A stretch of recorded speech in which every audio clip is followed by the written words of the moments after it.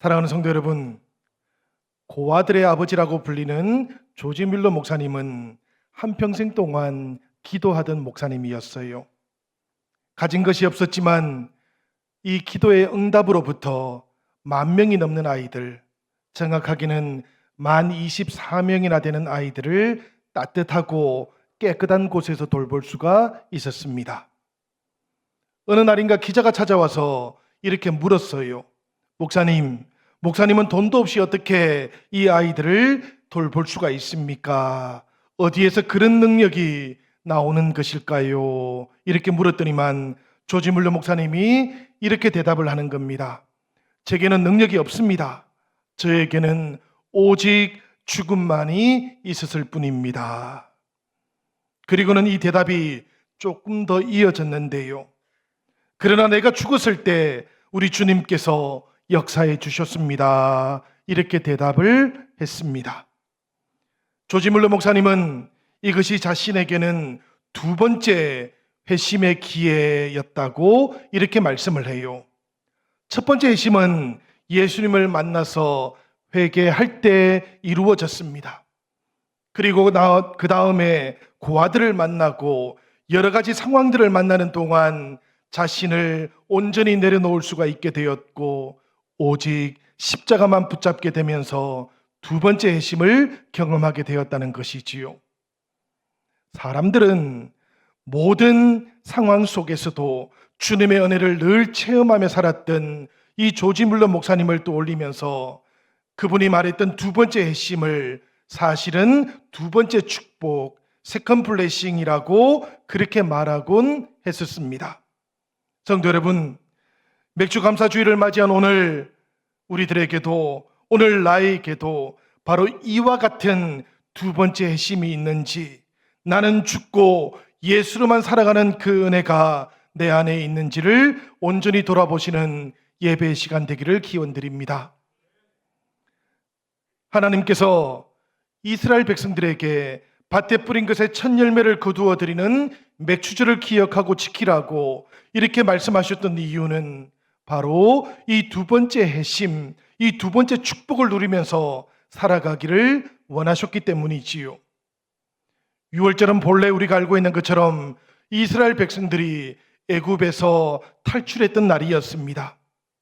그런데 신약에 와서 보니까 이 날이 예수님께서 우리들을 위해서 돌아가셨던 날이었지요. 그리고 그 다음 날부터 시작되고 있는 무교절은 내가 예수님 안에서 죽는 날이었습니다. 누룩 없는 떡을 먹으면서 죄를 멀리함으로 내가 죽고 예수께서 내 안에서 사시는 날이 바로 무교절이었던 것이지요. 독일에서 목회할 때 일이었습니다. 어떤 권사님이 한 분 저를 찾아오셨어요. 그런데 이 권사님을 보니까 조그마한 트레일러 위에다가 큼지막한 상자를 가지고 오는 겁니다. 그리고는 저에게 대뜸하신다는 말이 이걸 좀 처리해 달라는 거예요. 상자 속에 무엇이 들었는지도 저는 몰랐습니다. 그래서 권사님한테 이게 뭡니까? 이렇게 여쭈어 보았더니만 권사님이 상자를 활짝 열어 보여주시는 거예요. 그 상자 속에 보니까 목걸이와 귀걸이가 들어있었습니다. 그리고 이 권사님이 독일에 이주해 오셔가지고 평생 모으셨던 팔찌와 금은 폐물들이 들어있었던 것이지요. 하시는 말씀이 이렇습니다. 자신이 모든 것들을 모아놓았는데 이걸 모아놓고 살아가다가 보니까 어느 사이엔가 이것들의 노예가 되어 있는 자신을 발견하게 되었다는 것이지요. 이 권사님이 1970년에 독일에 오셨어요. 그리고는 돈을 모을 수 있는 방법이 없을까 그렇게 생각을 하다가 금을 모으기 시작한 겁니다. 이것이 보석으로 바뀌게 되었고요. 나중에는 귀하다 싶은 것들은 자꾸만 모으게 되었던 거예요. 그런데 어느 때인가부터 모으고 또 모아보아도 허전함이 자꾸만 생기더랍니다. 마음이 허전하니까 더 채워야 하는가 싶어가지고 또 채워보았지만 만족감이 생기지를 않는 것이지요. 그러다가 간호사직에서 은퇴를 하게 되었습니다. 그런데 이 권사님 만족함은 얻지 못했지만 그 상자로부터 불안감은 얻게 되었어요. 혹시라도 도둑이라도 될까 싶어가지고 여행도 다니지를 못합니다. 바라보고 있으면 만족은 생기지 않는데 불편함은 계속해서 생겨나게 되어가지고 이걸 도대체 어떡하지? 이 상자를 도대체 어떻게 해야 될까? 그런 생각만 하면서 살아오고 있었어요. 목사님, 저는 아침에 눈을 뜨면 사실은 기도도 하지를 못해요. 눈 뜨면 이 상자가 잘 있는지부터 확인을 해야 되거든요. 이렇게 말씀하시더니만, 그런데 지난주에 하나님과 재물을 겸하여 섬길 수 없다는 이 말씀을 만나게 되었고, 그리고는 그 말씀을 붙잡고 한 주간을 기도하기 시작했다는 겁니다. 그렇게 기도를 하다 보니까 하나님 앞에서 자기 인생이 너무 죄송하게 그렇게 느껴졌던 것이지요. 그리고 자기 인생 불쌍해서 견딜 수가 없었던 겁니다. 그렇게 기도를 계속 이어가는 중에 성령님께서 근사님의 마음속에 애써 모은 것들이니까 좋은 일을 위해서 쓰라는 그런 응답을 주셨어요. 좋은 일을 위해서 써야 된다는 그 생각에 마음이 가닿게 되니까 이걸 하나님의 일을 위해서 써야 되겠다, 그렇게 생각을 하게 되었고, 그래서 트레일러에 싣고 오게 되었다는 것이지요. 그렇습니다, 여러분. 인생을 살아오는 동안 우리들은 늘 무엇인가를 붙잡고 살아갑니다. 그것이 무엇인가에 따라서 우리들의 인생이 좌우될 수밖에 없기도 한 것이에요. 보석만 붙잡고 살아왔던 근사님은 이 보석이 좌우하던 인생을 살 수밖에 없었습니다. 그렇지만 두 번째 핵심의 기회가 찾아왔을 때 이 근사님은 두 번째 핵심의 기회를 두 번째 축복의 기회가 되도록 하시는데 멈춤이 없었어요. 그렇게 나는 죽고 예수로만 살아가는 은혜를 이 근사님이 누리기 시작했던 것입니다. 그런 인생을 살아오는데 이 근사님 45년이 걸렸어요. 성도 여러분, 오늘 우리들도 나는 죽고 예수로 살아가는 이 두 번째 축복의 기회를 온전하게 붙잡으시는 예배 시간 되시기를 기원합니다. 레위기 23장 10절의 말씀을 보면 하나님께서는 너희는 내가 너희에게 주는 땅에 들어가서 너희의 곡물을 거둘 때에 너희의 곡물의 첫 이삭 한 단을 제사장에게 가져가라고 이렇게 말씀하고 있습니다. 첫 이삭 한 단이라고 그렇게 말씀하셨어요. 강조점이 어디에 있겠습니까, 여러분? 한 단에 있겠습니까? 아니면 첫 번째라는 곳에 있겠습니까? 당연히 강조점은 첫 번째에 있는 것이지요. 수확한 것들 중에서 하나를 뽑아서 드리는 것이 아니고 처음으로 수확한 것, 이것을 하나님께 드리라는 말씀이었어요. 우리가 창세기 4장을 보면 가인의 제사를 보게 됩니다. 아벨의 제사도 보게 됐지요. 가인은 농사 짓는 사람이었습니다. 아벨은 양을 치던 사람이었고요.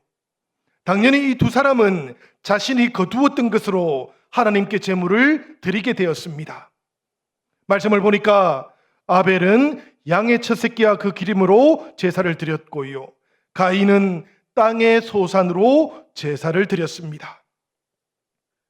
하나님께서는 아벨의 제사를 받아주셨고 가인의 제사는 받지 아니하셨어요.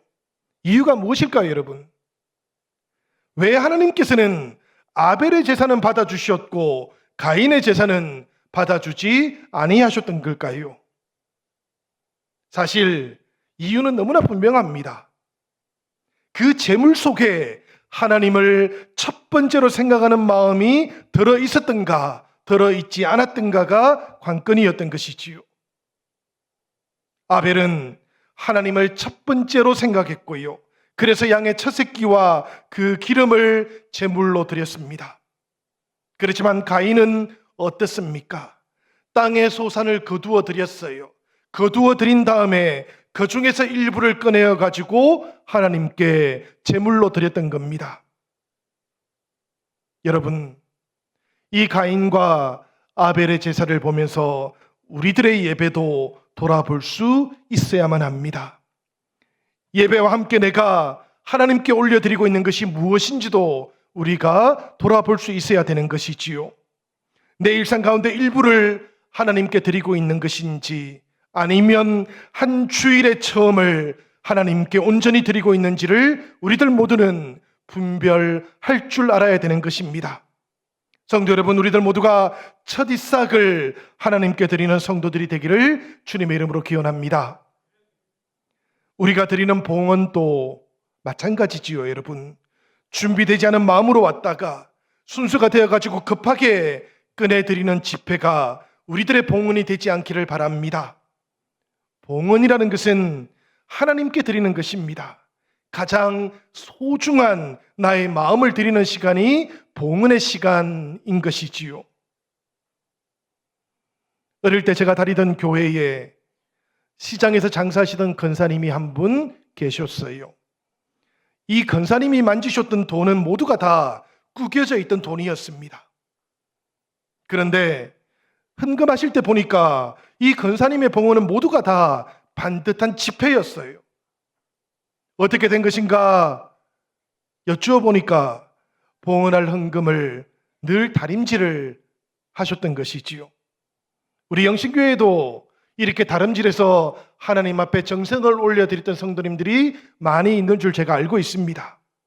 하나님께서 봉헌을 기뻐하셨던 이유가 어디에 있었겠습니까? 돈이 깨끗해서는 아니지요.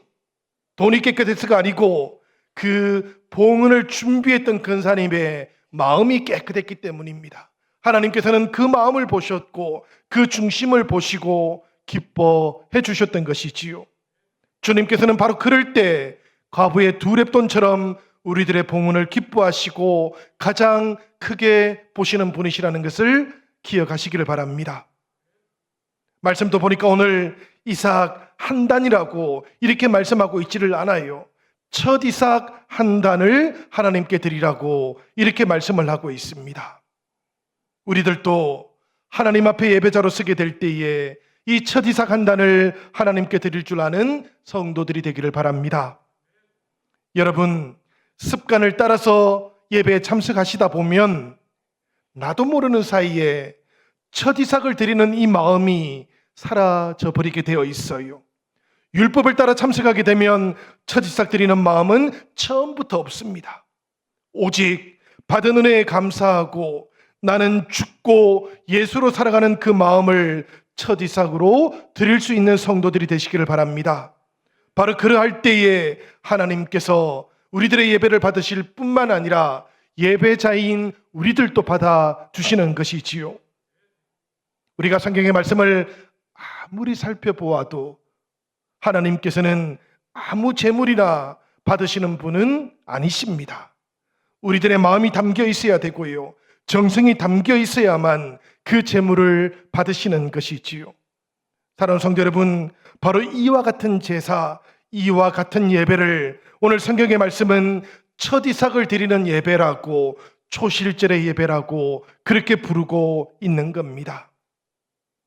신약 성경의 말씀을 보니까 이 초실절의 예배는 우리 주님께서 주님의 부활하고도 연결되어 있다고 그렇게 말씀하고 있어요. 고린도전서 15장 20절에 나오는 말씀인데요, 우리 같이 한번 읽어보도록 하시겠습니다. 그러나 이제 그리스도께서 죽은 자 가운데에서 다시 살아나사 잠자는 자들의 첫 열매가 되셨도다. 6월절 성금요일에 돌아가신 예수님께서 사흘 만에 부활하신 날이 바로 초실절이었던 겁니다. 그래서 예수님의 부활을 가리켜서도 이 초실절, 첫 열매라고 그렇게 부르고 있는 것이지요. 모두가 다 잠들어 있었는데 예수님께서 부활의 첫 열매가 되어주신 것입니다. 이 말씀을 조금 더 살펴보니까 그 첫 열매 이후에는 다음 부활도 계속해서 따라오고 있어요. 고린도전서 15장 21절과 22절에 나오는 말씀입니다. 제가 읽어보겠습니다. 사망이 한 사람으로 말미암았으니 죽은 자의 부활도 한 사람으로 말미암는도다. 아담 안에서 모든 사람이 죽은 것 같이 그리스도 안에서 모든 사람이 삶을 얻으리라. 그리스도 안에서 모든 사람이 삶을 얻는다는 이 말씀은 그리스도 안에서 모든 사람들이 영원한 생명을 얻게 된다는 그런 말씀이지요. 여러분, 잠자는 자들의 첫 열매라는 이 말 속에 그 다음의 부활이 따라오고 있다는 그 의미가 함축되어 있는 겁니다. 죄를 통해서 아담이 망가뜨려 버렸던 세상을 예수 그리스도께서 십자가와 부활을 통해서 새롭게 해주셨고 그 영원한 생명을 우리들도 이어받도록 해주신다는 그런 말씀이에요. 그렇습니다. 여러분, 이 말씀처럼 우리도 부활의 주님을 따라서 부활하게 될 겁니다. 그렇지만 여기에 한 가지 전제 조건이 있는 것이지요. 우리들 모두가 바로 주님 안에서 나를 내려놓아야 된다는 것입니다. 나를 부인하고 예수로만 살아가는 은혜가 우리들 모두에게는 꼭 필요하다라는 그런 말씀이에요. 우리가 그렇게 주님과 연합되어지게 될 그때에 우리는 그 다음 부활의 주인공이 될 수 있는 것입니다. 레위기 23장 12절과 13절 말씀은 이렇게 기록이 되어 있어요. 너희가 그 단을 흔드는 날에 1년 되고 흠없는 수양을 여호와께 번제로 드리고 그 소제로는 기름 섞은 고운 가루 10분의 2 에바를 여호와께 드려 화제로 삼아 향기로운 냄새가 되게 하고 전제로는 포도주 4분의 1 흰을 쓸 것이며. 여러분, 이 말씀 속에 희생제물로 드리게 된 모든 것들, 1년 되고 흠없는 순양과 고운 가루 그리고 포도주는 사실은 다른 누군가를 가리키는 것이 아니고 바로 하나님 앞에 서게 될 나 자신을 가리키는 겁니다. 사실은 희생제물이 아니고 내가 하나님 앞에 올려져 있어야 되는 것이었지요. 그렇지만 번제로 하나님께서는 나의 전부를 받아주셨던 것입니다. 소제로 하나님께서는 나의 삶 가운데 가장 좋은 것들을 받아주셨던 것이에요. 그리고 전제로 내 생명의 피 한 방울까지도 하나님께서는 주님께 부어진 것으로 받아주고 계시는 것입니다. 우리가 그렇게 하나님 앞으로 나아갈 때 이 마음으로 나아갈 수 있어야 된다는 것이지요. 혈기로 가득 찬 나의 모습이 아니고 그리스도께서 바로 나에게서 보여져야 된다는 그런 말씀입니다. 성경은 그래서 우리들에게 자아의 죽음이라는 것이 끝이 아니고 새로운 시작이라고, 거듭남의 출발점이라고 그렇게 부르고 있는 것이지요. 여러분, 우리가 이렇게 예수님의 십자가 은혜 안에서 나를 십자가에 못 박는 성령의 세례를 경험하고 나면 초실절의 역사는 우리들 모두에게 온전하게 나타나게 되는 것입니다. 그 부활의 능력을 우리들 모두가 온전하게 체험할 수 있게 되는 것이에요. 죄가 나를 얽어매었었지만 그때는 부활의 능력으로 그 죄와 사망으로부터 자유하게 되는 역사가 내 안에서도 우리들 안에서도 온전하게 나타나게 되는 것이지요. 하나님께서는 이 말씀에다가 한 가지 규정을 더 붙이셨어요. 바로 하나님께로 가져오기 전에 너희가 먼저 먹지는 말라고 이렇게 말씀하셨던 겁니다. 레위기 23장 14절에 나오는 말씀인데요, 우리 같이 읽어보도록 하겠습니다. 너희는 너희 하나님께 예물을 가져오는 그날까지 떡이든지 볶은 곡식이든지 생이삭이든지 먹지 말지니 이는 너희가 거주하는 각처에서 대대로 지킬 영원한 규례니라. 아멘. 이 말씀 속에서 여러분, 먹다가 남은 것, 쓰다가 남은 것, 이것들은 하나님께 드리는 제물이 되지 못한다라는 것을 우리가 알 수 있으면 좋겠어요. 너무나 쉬운 결론이지요. 먹다가 남은 것은 하나님께 드리는 제물에 적합하지가 않습니다. 쓰다가 남은 것, 이것은 제물에 어울리지가 않는 것입니다. 여러분, 우리가 하나님께 드릴 수 있는 것, 이것은 내 마음 속에서 가장 귀한 것이어야 돼요. 가장 귀한 마음을 드릴 수 있어야 되는 것입니다. 이렇게 먹지 않은 것을 하나님께 드리는 이 마음을 우리들 모두가 하나님 앞에 고백할 수 있는 맥주 감사 주일이 되기를 기원드립니다. 성도 여러분, 우리가 이렇게 먹지 않은 것을 하나님께 드리는 마음은 하나님하고의 관계를 계속해서 이어가 보겠다라는 그런 고백이지요. 하나님을 존중한다라는 그런 뜻이고, 내 인생의 어뜸은 어떤 경우라고 할지라도 하나님이시라고 그렇게 고백하고 있는 것입니다.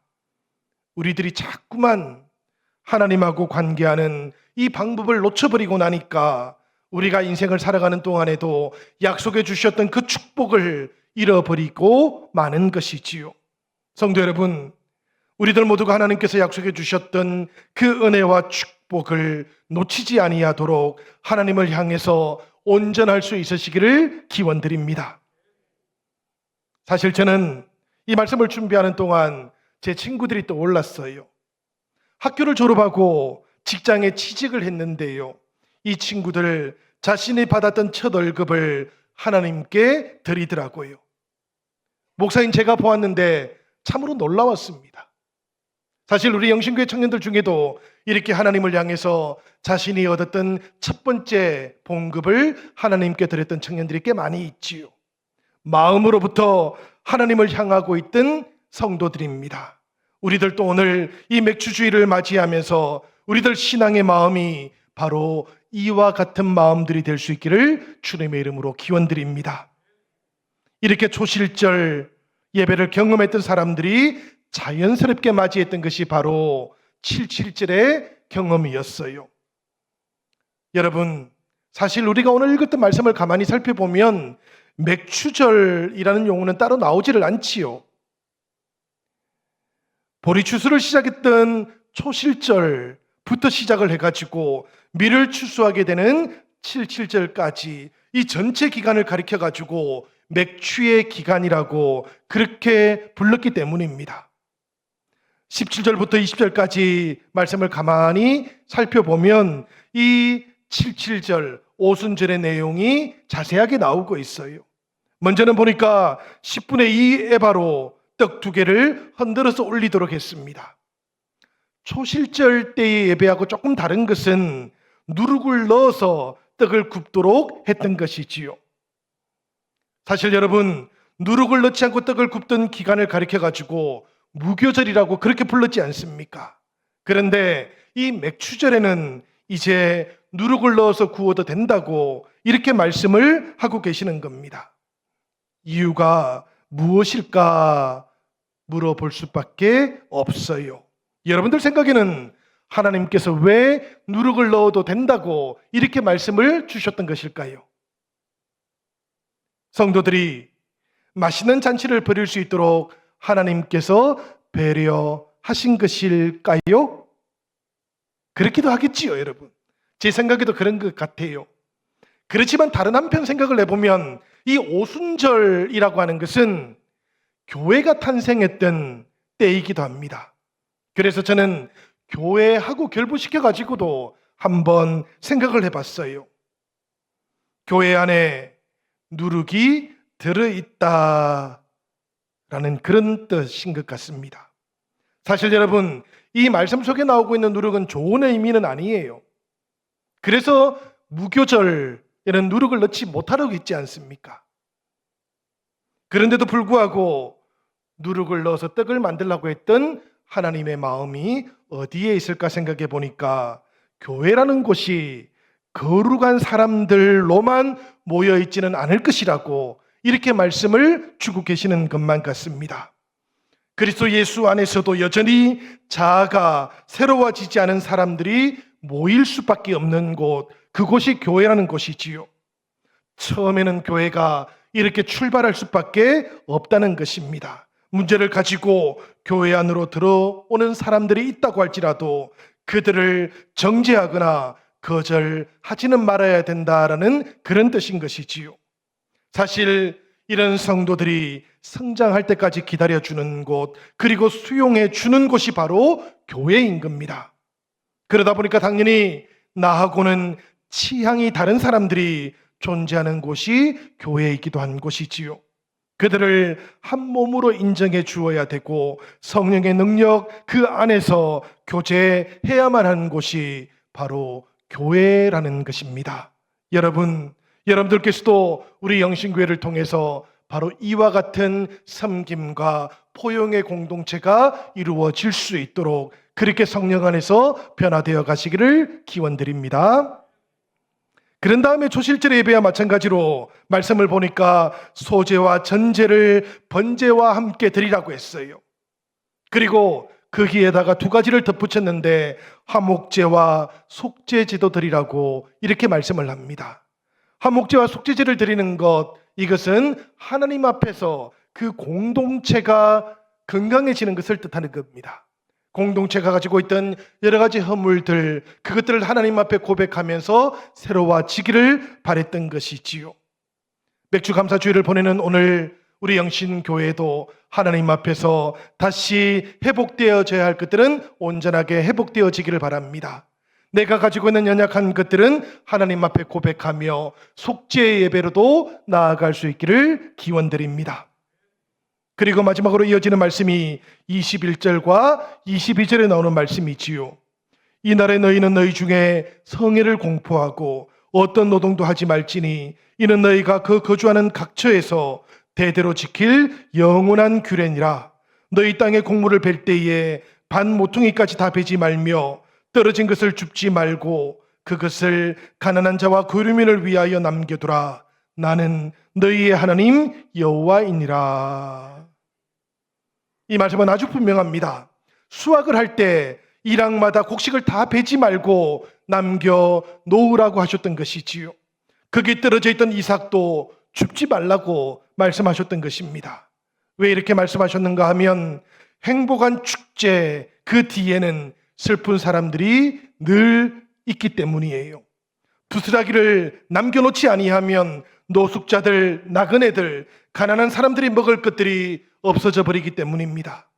하나님께서는 교회를 향해서, 오늘 성도들을 향해서 혼자만 행복하지는 말라고 그렇게 말씀하고 있는 것이지요. 기뻐해야 한다면 함께 기뻐하라고, 사랑을 나누어야 한다면 함께 나누라고 이렇게 말씀을 주고 계시는 것입니다. 사랑하는 성도 여러분, 성령의 시대를 살아가고 있는 오늘 우리들에게도 이 일들이 성령님의 역사하심과 함께 나타나기 시작했지요. 우리들은 성령 안에서 이방인과 유대인, 남자와 여자, 종과 주인이 한 몸을 이루게 되었습니다. 성령 안에서 한 교회가 될 수 있었습니다. 에베소서 2장 16절부터 18절까지의 말씀 우리 다 같이 한번 읽어보도록 하겠습니다. 또 십자가로 이 둘을 한 몸으로 하나님과 화목되게 하려 하심이라. 원수된 것을 십자가로 소멸하시고 또 오셔서 먼 데 있는 너희에게 평안을 전하시고 가까운 데 있는 자들에게 평안을 전하셨으니 이는 그로 말미암아 우리 둘이 한 성령 안에서 아버지께 나아감을 얻게 하려 하심이라. 바로 이 말씀처럼 우리들도 성령을 받으면 다른 사람들을 수용할 수 있게 되는 것입니다. 문제가 있는 사람이라고 할지라도 함께 연합되어질 수 있는 것입니다. 우리가 그렇게 함께 연합되어지면 그리스도의 몸으로 지어져 갈 수 있는 것이지요. 맥주감사주일 다시 한번 하나님의 은혜를 생각하시기를 바랍니다. 그리고 하나님께로부터 받은 이 복을 기억하시기를 바랍니다. 그리고 성령님 바로 내 안에서 역사하여 주옵소서라고 그렇게 기도할 수 있기를 바랍니다. 그리고 오늘 이 시간 이제 우리가 참여하게 되는 이 성찬을 통해서 우리들 모두가 새로워지고 그리고 주님의 사랑이 우리의 모든 이웃들에게도 온전하게 나타날 수 있기를 함께 기도하는 맥주감사주일이 되기를 우리 주님의 이름으로 간절히 축원드립니다.